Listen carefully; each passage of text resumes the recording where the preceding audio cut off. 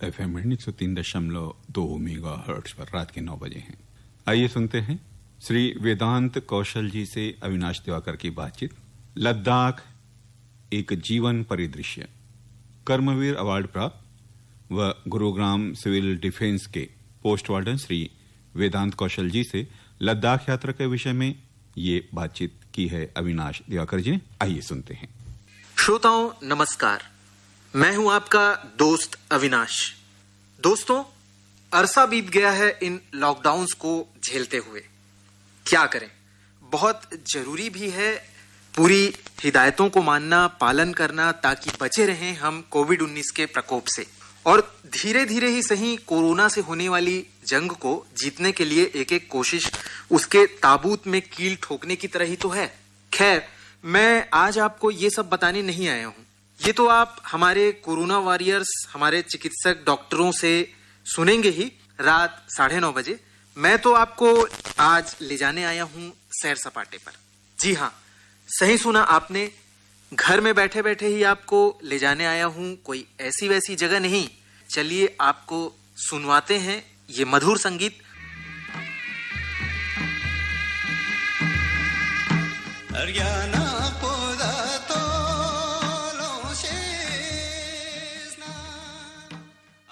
जी हाँ श्रोताओं, हम आज बात कर रहे हैं लद्दाख की। पहाड़ों का संगीत तो होता ही है इतना खूबसूरत, तो चलिए चलते हैं उन हसीन वादियों की सैर पर। इस जगह जाने के लिए किसी अनुभवी की भी तो आवश्यकता होगी, जिससे सफर का आनंद दुगना हो जाए। इसीलिए हमने बात की है कर्मवीर अवार्ड प्राप्त और गुरुग्राम सिविल डिफेंस के पोस्ट वार्डन श्री वेदांत कौशल जी से लद्दाख यात्रा के विषय में। आप डिजास्टर मैनेजमेंट के लिए भी बहुत से कार्य करते रहते हैं। वेदांत जी नमस्कार, बहुत बहुत स्वागत है आकाशवाणी बिलासपुर के इस विशेष कार्यक्रम में। अपने विषय में हमारे श्रोताओं को बताएं। नमस्कार, मैं हैम रेडियो ऑपरेटर हूँ, basically amateur radio operator, licence amateur radio operator. Disaster के लिए काफी काम करता हूँ मैं सिविल डिफेंस में पोस्ट वार्डन हूँ और प्लस गुड़गांव पुलिस के साथ में भी ऑनररी रोड सेफ्टी ऑफिसर हूँ, like a special police officer. और वैसे कार्य एरिया में वर्किंग में प्रोफेशनली मैं इंजीनियर हूँ बैकग्राउंड से, और प्लस एक साइबर सिक्योरिटी की ऑर्गेनाइजेशन उसमें एशिया पैसिफिक हेड हूँ। अच्छा वेदांत जी, हमारा जो स्पेशल फोकस है लद्दाख, जैसा कि नाम से ही बहुत सारे लोगों को ऐसा लगता है कि कोई उनका ड्रीम डेस्टिनेशन है और काफी रोमांचित करता है। इसकी बात सुन के ही जो युवा है वो तो जाना चाहते हैं। बिल्कुल, मैंने कई लोगों से बात की है तो बिल्कुल वहां जाना चाहते हैं, लेकिन जो बाकी लोग हैं वो भी वहां के लिए काफी उत्साहित रहते हैं। क्योंकि वो काफी डिफिकल्ट एरिया माना जाता है, तो इसलिए बहुत लोग नहीं जा पाते हैं। और आपको ऐसा एक अवसर मिला लद्दाख जाने का, तो बताइए आप हमारे श्रोताओं को कि कैसा आपका अनुभव रहा। जी, पहले तो बहुत बहुत धन्यवाद आपका ये प्रोग्राम करने के लिए और श्रोताओं को लद्दाख के बारे में बताने के लिए। एक बहुत ही चमत्कारिक जगह मैं कहूँगा, एक बहुत ही अद्भुत जगह मैं कहूँगा, जो कि जैसा कि आपने बिल्कुल ठीक कहा कि हर व्यक्ति का वहाँ पे जाने की इच्छा रहती है। जी, तो जैसे जिंदगी ना मिलेगी दोबारा मूवी आई थी तो उसमें भी लोगों ने काफी उसको देखा, उसके बारे में, उस जगह के बारे में। और 3 इडियट्स जो मूवी आई थी उसने भी जो पेंगोंग लेक है जी उसको बहुत पॉपुलर किया युवा वर्ग में भी और पूरे हिंदुस्तान में। मोहब्बत करूंगा मैं जब तक है जान, जब तक है जान। क्योंकि उससे पहले शायद लोग इतना उस एरिया के बारे में नहीं जानते थे जी, लेकिन उससे भी काफी फर्क पड़ा जी। तो मुझे ये मौका मिला वहाँ पे जाने का, तो मैंने सेल्फ ड्राइव किया। हम लोगों ने हम 4 दोस्त ने मिलके जी, और हम लोगों ने अपनी गाड़ी से गए थे। महिंद्रा स्कॉर्पियो गाड़ी थी मेरे पास। अच्छा। और हम लोग श्रीनगर से रूट लिया हम लोगों ने चढ़ने का। जी, क्योंकि ये ग्रेजुअल इंक्रीज होता है यहाँ पे ना। अगर आप श्रीनगर की तरफ से जाओ तो। जी, यहाँ पे मैं आपको रोकना चाहूंगा और श्रोताओं के लिए ये बात है कि मेरे ख्याल से, मुझे जहाँ तक मालूम है, 2 रास्ते हैं। एक मनाली से जा सकते हैं और एक श्रीनगर से जा सकते हैं। जी, अगर मैं सही हूँ तो। बिल्कुल ठीक कहा आपने। जी। तो दोनों रास्ते हैं जाने के लिए। तो यूजुअली कुछ लोग मनाली से जाते हैं, एक लेवल तक, एक डेस्टिनेशन तक जाते हैं, लेह तक, और मनाली से ही वापस आ जाते हैं। हाँ। कुछ लोग पूरा ट्रैक करते हैं, पूरा रूट करते हैं जी, तो मनाली से एक थोड़ा सा उसमें ये रहता है कि ऑक्सीजन की जो कमी है, हाँ हाँ, जो ऑक्सीजन का जो लेवल अपनी बॉडी मैनेज करती है वो एकदम हाइट बढ़ती है। अच्छा, तो उसमें मैनेजमेंट में कुछ लोगों को तकलीफ होती है। जी, एकदम जी, हाइट बढ़ती है मनाली से रोहतांग पास होते हुए जब हम जाते हैं, जी, जिंग बार होते हुए जब हम पहुंचते हैं सरचू, हाँ, तो हाँ, सरचू पहुंचते पहुंचते इतनी हाइट हो जाती है कि काफी प्रॉब्लम होनी शुरू हो जाती है लोगों को। अच्छा, तो इस वजह से बेटर तरीका ये रहता है कि आप श्रीनगर वाला रूट लीजिए, तो ग्रेजुअल हाइट इंक्रीज होती है वहाँ पे। जब जी, आप जी, पत्नी टॉप के थ्रू जाते हैं, जब आप श्रीनगर क्रॉस करने के निकलते हैं हाँ हाँ हाँ, कारगिल की तरफ सोनमर्ग होते हुए, जी, तो सोनमर्ग तक आते आते आपकी बॉडी एक्लेमेटाइज हो जाती है एक तरीके से। बिल्कुल, बॉडी को आदत पड़ जाती है कि मेरे जो हाइट है अब बढ़ रही है, तो मुझे अपना किस तरीके से बैलेंस करना है शरीर के द्रव्य को। जी, तो वहीं से हम लोगों ने किया शुरू, और हमारा पूरा प्लान ऑलरेडी चार्टर्ड था। जी, ऑलरेडी हम लोगों ने पूरा प्लान बनाया हुआ था, कहाँ पे किस दिन रुकना है, कितने दिन का टूर होगा, किस रात को हम किस डेस्टिनेशन पे जाके रुकेंगे। जी, कई जगह बुकिंग्स ऑलरेडी हमारी डन थी, पहले से करा रखी थी ऑनलाइन, और कई जगह हम लोगों ने जाकर बुक करी। जी, तो बहुत ही मेस्मराइजिंग एक्सपीरियंस था, अद्भुत एक्सपीरियंस था। और श्रीनगर भी हम लोगों ने नहीं देखा था, हाँ हाँ हाँ, तो वो एक बहुत बड़ा पॉजिटिव पॉइंट था, और बहुत ही एक इस पूरे ट्रिप का एक एडवांटेज था कि हम डल झील देख पाएंगे। जी, तो हम लोग डल झील का भी हम लोगों ने आनंद उठाया, लुत्फ उठाया, और उसको श्रीनगर क्रॉस करते हुए हम सोनमर्ग में हमने स्टे किया। अच्छा, तो सोनमर्ग इज ऑल्सो बहुत ही सुंदर जगह है सोनमर्ग। वहाँ पर भी हम लोगों ने एक रात का स्टे किया, एंड नेक्स्ट डे जी, हम लोग कारगिल पहुंच गए। अच्छा, तो कारगिल द्रास होते हुए हम लोग ने वहाँ पे म्यूजियम जो है वो देखा, जी, और उसके बाद हम लोग लेह पहुंच गए अच्छा, नेक्स्ट डे। तो तीसरे रात को हम एक तरीके से लेह में थे। तो 3 डेज भी हम लोगों ने लगाए, 3 दिन जी, लेह पहुंचने में। अच्छा, अच्छा, तो लेह में भी हम लोगों का अरेंजमेंट था पहले से, लेकिन लेह में भी ये कहा जाता है कि अगर आप लेह पहुंचते हैं तो आपको एक दिन का अगेन एक्लेमेटाइजेशन जरूरी है। जी, तो वातावरण के हिसाब से वहाँ पे आपको एक दिन कुछ एक्टिविटी नहीं करनी होती, आपने सोना होता है, सिर्फ वहाँ पे रेस्ट करना होता है, जी, ताकि आपकी बॉडी उस क्लाइमेट से अवेयर हो जाए। और उसके बाद हम लेह से आगे खरदुंगला जो पास है उसके होते हुए हम लोग आगे पूरा हम लोगों ने सर्किट किया। हाँ हाँ हाँ, तो इसमें हम लोगों ने नुब्रा वैली कवर करी, जी, हुंडर वैली कवर करी। तो हुंडर में बेसिकली आपके जो विंटर डेजर्ट है, और बैक्टीरियन कैमल्स वहाँ पे मिलते हैं, जिनके 2 हम्प होते हैं। जी, जी, 2 पीठ वाला जो ऊंट होता है वो आपको वहाँ पे देखा जाता है। हाँ, ज्यादातर वो जैसे राजस्थान की अगर बात की जाए तो एक हम्प वाला होता है, जी जी, और ये मंगोलिया वगैरह साइड ज्यादा मिलता है शायद, जी ये जी फिर जी, मतलब जी, लद्दाख ठीक कहा आपने। रीजन में, अरेबिया जी, साइड जी, जी, मिलता है जी, आपको। जी, तो वो एक बड़ा हमारा एक एक्सपीरियंस बहुत ही अच्छा था, क्योंकि हम लोगों ने गाड़ी में टेंट भी रख रखे थे। तो अच्छा, हम लोगों ने हुंडर के अंदर में एक रात हमने टेंट में बिताई। अच्छा, अच्छा, तो बिल्कुल इस रेगिस्तान जो ठंड शीत रेगिस्तान था, उसके पास में एक नदी थी, छोटा रिवरलेट, छोटी एक नदी चल रही थी, उसके पास हमने अपना टेंट लगाया, रात को वहीं पे खाना बनाया, वाह, और वहीं पे हम लोगों ने अपनी रात स्पेंड करी। बहुत अच्छा अनुभव रहा होगा ना वो वाला दिन जो है। जी जी, तो वो एक जो रात है वो मेरे को शायद अपनी पूरी जिंदगी याद रहेगी। तो जो वहाँ का वातावरण था, जो खुला आसमान था, जिसमें आप सितारे गिनते गिन नहीं सकते, ऐसे सितारे मैंने शायद अपनी जिंदगी में इतने ज्यादा कभी नहीं देखे। अभी वैसे लॉकडाउन था तो कई जगह से कुछ खुला आसमान का जो अनुभव था वो हमारे श्रोताओं को रहा होगा, क्योंकि अभी कुछ कुछ जगहों में ऐसा ही बातें आ रही थी कि काफी दूर तक साफ दिख रहा है, ऐसा सामान्यतः होता नहीं है। और वैसे ये यात्रा कब हुई थी ये बताइएगा। हम लोगों ने 2018 में करी। अच्छा, 2 साल पहले, मई जून के महीने में, जब रोहतांग पास खुला था। जी जी जी, तो उस दौरान हमने करी थी। तो काफी स्नो और काफी आइस हम लोगों को मिला था। हाँ हाँ, कारगिल के बाद जी। और जो ये एक्सपीरियंस था हुंडर वाला जो कैंपिंग का, वो तो बहुत ही अद्भुत था जी। तो के बाद हम लोगों ने वहाँ पे हॉट स्प्रिंग्स देखे थे, जो गर्म पानी के चश्मे हैं, सल्फर स्प्रिंग्स जिसे बोलते हैं। हाँ, हाँ। और उसके बाद हम लोगों ने जो ये नई सड़क की बात कर रहे हैं, गलवान घाटी वाली जो, हाँ हाँ। तो वो नई सड़क का भी हम लोगों ने कुछ टेस्ट किया था, वो बनी रही थी सड़क। अच्छा। तो उसको भी हम लोगों ने बीच में लेके हम लोग नुब्रा पहुंचे थे, श्योक होते हुए। जी। उसे श्योक रोड बोलते हैं। हाँ, श्योक नदी जो है जी, उसी आसपास। जी। तो 2 रास्ते हैं पेंगोंग लेक जाने के। अच्छा। तो ले से, ओंडर से, नुब्रा वैली से, तो हम लोगों ने श्योक वाला लिया रास्ता, जी, जो कि थोड़ा छोटा है लेकिन बहुत ही दुर्गम रास्ता है। अच्छा अच्छा। उस दौरान भी मुझे याद है कि बीच में काफी 4-4 फीट का पानी हम लोगों ने क्रॉस किया अपनी गाड़ी से, लेकिन क्योंकि गाड़ी एक एसयूवी थी, हाँ हाँ हाँ, तो काफी अच्छा परफॉर्मेंस किया और ड्राइविंग का अनुभव काफी है मेरे को। हाँ हाँ, तो इस वजह से काफी स्मूथली हम लोगों ने वो पे क्रॉस करके और हम लोग पहुंचे। जी। तो पेंगोंग लेक का नजारा तो अद्भुत है, जगह है, मतलब एक अलग ही चीज है, मतलब जी जी जी, मतलब उसको देख के ही आपको ऐसा लगता है आंखों के सामने, जैसे आपके आंखों के सामने कोई 100 इंच का, कोई 200 इंच का, 300 इंच का LED HD high definition screen लग के आ जाते हैं आपके ना। तो क्योंकि मैं चश्मा लगाता हूँ आमतौर पे, मेरी आंखें थोड़ी सी वीक हैं, जी जी, तो 0.75 का मैं चश्मा लगाता हूँ। हाँ हाँ, लेकिन जब वहां पर हम लोग पहुंचे तो ऐसा लग रहा था कि शायद मुझे चश्मे की जरूरत नहीं है।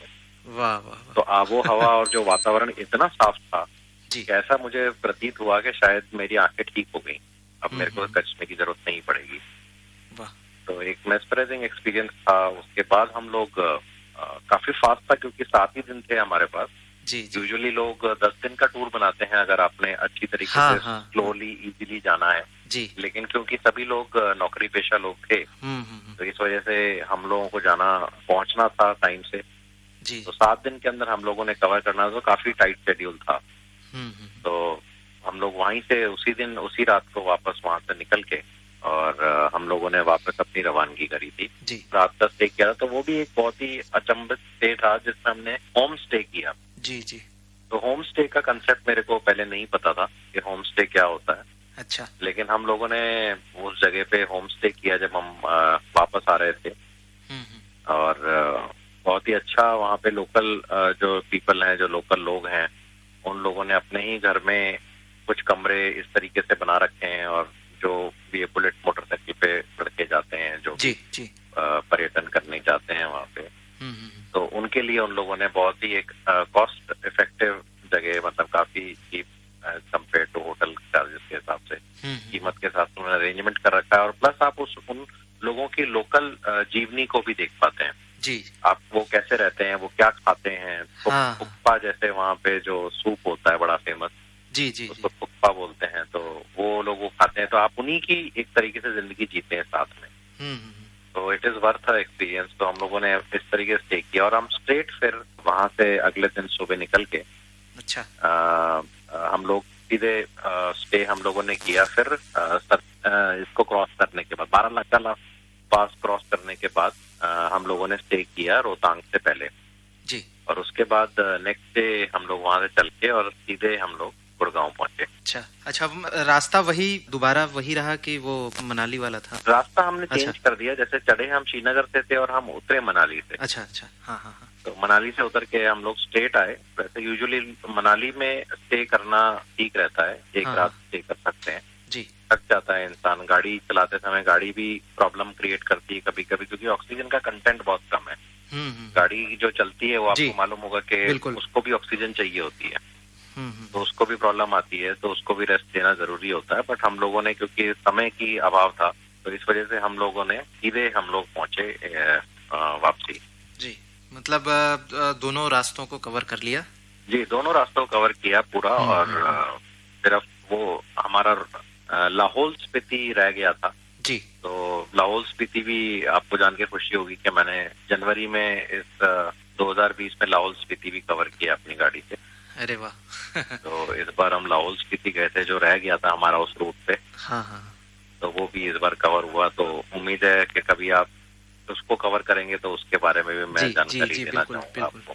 और ये जो आपकी प्लानिंग थी वो काफी दिनों से चलती रही होगी फिर, क्योंकि ये बिल्कुल 30 डेज तक, ऑलमोस्ट 1 महीने तक हम लोगों ने प्लानिंग की थी। जी जी। तो एक हमारा जो मित्र था जो साथ में था, उसको थोड़ा आइडिया था क्योंकि उसने ये रूट पहले किया था। तो हम लोगों ने पूरी एक लिस्ट बनाई थी अपनी कि कितने दिन का हमको खाना लेके जाना है, अगर खाना में कोई जगह नहीं मिलती रहने की, कहीं लैंडस्लाइड हो जाता है अगर जी, तो टेंट भी हम इसीलिए लेकर गए थे कि लैंडस्लाइड होता है तो आपको पता नहीं होता वो कितने होगा जी। तो इस वजह से हम लोगों ने पूरी उसकी एक लिस्ट बनाई थी हमारी के फर्स्ट एड में क्या होगा, खाने में कितना ड्राई फ्रूट रखना है, कितना हम लोगों को बिस्किट रखने हैं, कितना दाल रखना है, कितना चावल रखना है, just for the emergency purpose. जी जी। और प्लस उसके बाद गाड़ी की काफी सामान थे। हाँ। गाड़ी में जैसे जैक होता है आपका, फ्यूल जो अपना पंप होता है हवा भरने का जी, अगर पंचर हो जाता है कहीं पे, पंचर किट होता है ताकि हम पंचर भी खुद लगा सकें। जी जी। तो क्योंकि वहां पे जाकर ये देखा कि हमारी जो डिफेंस फोर्सेस हैं, जो आर्मी है, जो बॉर्डर रोड ऑर्गेनाइजेशन है, जो BRO है जी, उसी ने पूरी कमान संभाल रखी है, जो हमें समझ आया वहां पे लद्दाख रीजन के अंदर, बिल्कुल जम्मू कश्मीर एंड लद्दाख। जगह जगह पे सिर्फ उन्हीं के कैंप्स हैं, उन्हीं का एरिया है और बहुत ही कोऑपरेटिव और बहुत ही मददगार है हमारी वहाँ पे फोर्सेस जी, और कभी वो मदद देने के लिए मना नहीं करते।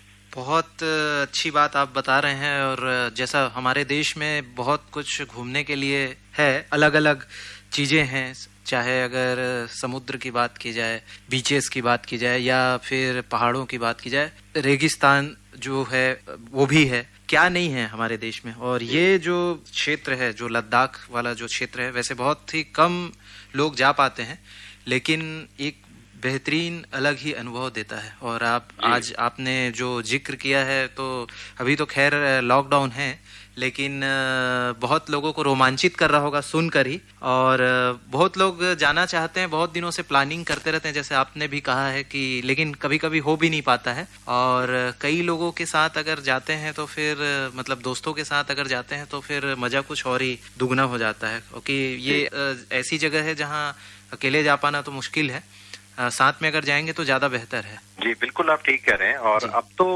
काफी जो कनेक्टिविटी है लेह लद्दाख की काफी इम्प्रूव हो गई है। तो अपने बजट के हिसाब से जो भी श्रोता हैं आपके, वो प्लान कर सकते हैं अपने बजट के हिसाब से। चाहें तो वो बसेस भी अवेलेबल हैं जी, जम्मू कश्मीर टूरिज्म की बसेस अवेलेबल हैं। अच्छा। और प्लस अपनी गाड़ी से जाना चाहें तो वो भी सब कुछ अवेलेबल है। प्लस अगर प्लेन से जाना चाहें, हवाई यात्रा करना चाहें, समय जिसके पास में कम हो, जी जी, और जो लेह का जो एयरपोर्ट है बिल्कुल वेल कनेक्टेड है दिल्ली, मुंबई, कोलकाता, बेंगलोर से। तो काफी इम्प्रूवमेंट हो चुका है अब तो। लेकिन हाँ, आज से अगर आप 8-10 साल पुरानी बात करें तो डेफिनेटली जिंदगी काफी टफ थी, पहुंचना काफी टफ था जी। लेकिन आज भी मानते हैं कि इसको करना जिंदगी में एक बार बहुत जरूरी है। और वो जो उस मार्ग से जो जाते हैं जिसमें कठिनाई होती है, उसका अलग ही चैलेंज होता है और उसमें ज्यादा मजा आता है। बिल्कुल बिल्कुल, जी जी जी, यही तो यही इसकी खूबसूरती है। क्योंकि रोमांच जो आपको मिलेगा वो अपने गाड़ी से या टू व्हीलर से जाना चाहें। जी जी। बट टू व्हीलर का ये है कि मैं ये भी बताना चाहूंगा आपके माध्यम से कि बहुत ही अपने आप को सेफ रखना है आपने जी, क्योंकि बहुत एक्सीडेंट्स हमने वहाँ पे देखे हैं और बहुत ही दर्दनाक हो जाता है वो दृश्य जब हमको पता लगता है कि केरला से, कर्नाटका से, तमिलनाडु से कोई यंग लड़के आए थे और वो शायद वापस नहीं जा पाए। तो वो बहुत एक कष्टदायी सीन हो जाता है, बिकॉज यंग ब्लड है, एक जवान खून होता है जिसको थोड़ा सा आपको टेम करना जरूरी है, सीखना जरूरी है। तो जब भी जाएं, ऐसा नहीं है कि नहीं जाएं, जरूर जाएं, लेकिन किसी कोई टूर ऑपरेटर जो कि हो, जिससे इसका ज्ञान हो, जिसने कई इस तरह की यात्राएं कर रखी हो, मैनेज कर रखी हो, वो प्रोफेशनल व्यक्ति के ही उसमें गाइडेंस चाहें वो लोग, गाइडेंस में जाएं। जी जी, बहुत अच्छी जानकारी आपने दी है और बहुत मजा आया आपसे बात करके। निश्चित रूप से जो हमारे श्रोता हैं जो सुन रहे हैं इस कार्यक्रम को, वैसे अब ये YouTube पर भी उपलब्ध रहेगा और अब तो आजकल ऐप के माध्यम से भी कोई भी पूरी दुनिया में लाइव सुन सकता है किसी भी जिस समय प्रोग्राम ब्रॉडकास्ट होगा। तो उसको सुनने वाले जो है बिल्कुल इसका लाभ लेंगे। और क्योंकि ये जो जानकारियां हैं वो ज़्यादातर लोगों को उपलब्ध नहीं हो पाती है और फिर जो मार्गदर्शन है वो भी मिल नहीं पाता। कई बार ऐसा होता है कि सही तरीके से जानकारी भी नहीं मिल पाती है, तो काफ़ी मुश्किल हो जाती है राहें। और आपने बताया कि जो दुर्घटनाएं भी हो सकती है इसके कारण जो है, तो बिल्कुल सचेत रहना चाहिए। और सारी जो इक्विपमेंट्स हैं अगर उसकी व्यवस्था हो पाती है तब फिर इसको प्लान करें तो ज़्यादा अच्छा है। और पूरी तैयारी के साथ वहाँ जाएं तो फिर ज़्यादा आप उसका ज़्यादा आनंद ले पाएंगे। बिल्कुल बिल्कुल। प्लस जो फेसबुक पे काफी सारे पेजेस हैं, मैं श्रोताओं को वो भी एक देख बताना चाहूंगा कि उन फेसबुक पेजेस को आप लोग लाइक कर सकते हैं। अच्छा। हिमालयन क्लब करके फेसबुक पेज है, हिमालयाज करके है, लद्दाख रिटर्न करके है, लद्दाख के नाम से काफी आपको फेसबुक पेज मिलेंगे। तो मैं यही कहूंगा जब आपका प्रोग्राम लग रहा है आपको अगले 6 महीने में, वंस ये कोविड का हमारा कम होता है थोड़ा, तो आप जरूर उन पेजेस को लाइक करें, उसके ऊपर कमेंट करें। आपको बहुत सारे लोग मिलेंगे जो आपकी मदद कर सकते हैं, अपना एक्सपीरियंस शेयर करेंगे और आपकी मदद करेंगे आपको एक अच्छा ट्रिप प्लान करने के लिए। जी, बहुत अच्छा लगा आपसे बात करके। इतनी अच्छी जानकारी देने के लिए बहुत बहुत धन्यवाद। बहुत बहुत शुक्रिया आपको इस कार्यक्रम से जुड़ने के लिए वेदांत जी। बहुत बहुत थैंक यू आपका and best wishes, all the best to everyone. नमस्कार। नमस्कार। तो श्रोताओं, कैसी लगी ये यात्रा? वैसे जीवन भी एक यात्रा है और किसी ने क्या खूब कहा है ना कि सफर हमें काफी कुछ सिखाते हैं, जैसे खुद पर यकीन करना, अपने निर्णय लेना और नए नए अनुभवों को सीखकर जीवन में उतारना। छोड़ जाते हैं आपको इन चंद लाइनों के साथ। लाख आएंगी मुसीबतें जिंदगी की इन राहों में, रखना तू सबर, मिल जाएगी मंजिल एक दिन, बस जारी रखना तू सफर, बस जारी रखना तू सफर। मिलते हैं किसी और कार्यक्रम में, तब तक सफर जारी रखिए आकाशवाणी कार्यक्रमों के माध्यम से और दीजिए अपने इस दोस्त को अनुमति। नमस्कार।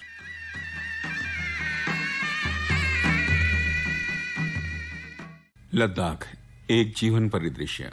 कर्मवीर अवार्ड प्राप्त व गुरुग्राम सिविल डिफेंस के पोस्ट वार्डन श्री वेदांत कौशल जी से लद्दाख यात्रा के विषय में बातचीत कर रहे थे अविनाश दिवाकर। यह आकाशवाणी का बिलासपुर केंद्र FM 103.2 मेगाहर्ट्ज पर